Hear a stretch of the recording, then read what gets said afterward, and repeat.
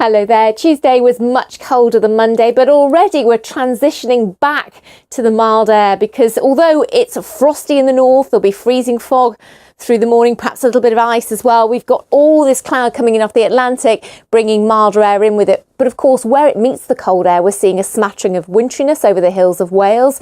That'll come up into the Peak District, Northern England hills as we go through the morning for the rush hour and then into parts of Scotland. Could even fall that rain onto frozen surfaces for Scotland because it is that cold, a hard frost in the north in particular. And you can see it's still bitterly cold for some parts of Northern England first thing, particularly with a breeze.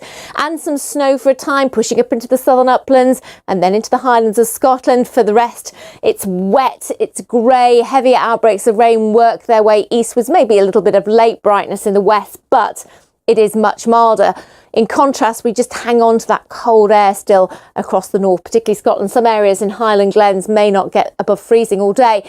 Then that weather system clears out the way, and actually we've got another Atlantic weather system coming in, so more rain on Thursday and then potentially more on Friday. But what we will find progressively is that mild air is tucked right in amongst those weather systems. So Thursday's a much milder day, again, across the board, not just across the southern half of the UK.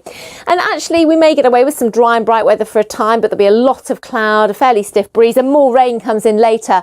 And on that rain, that becomes a developing area of low pressure. But look at the temperatures on Thursday, up to 14 possibly in southern areas.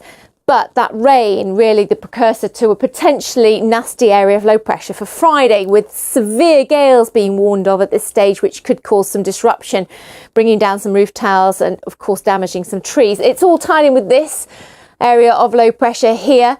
Now, there's still a little bit of uncertainty on the detail, exactly how far north those winds are going to be. It looks like North Wales northwards will bear the brunt of them. Then you've got the cold air digging back in across the Scottish hills for some fairly significant snow, even some blizzards over the hills of Scotland, a little bit of winteriness in those showers further south into the afternoon on what will be a windier day. And we'll find our temperatures falling away as well as we get some of the cold air digging its way southwards once again. As for the weekend, the details are on the website, as are the warnings.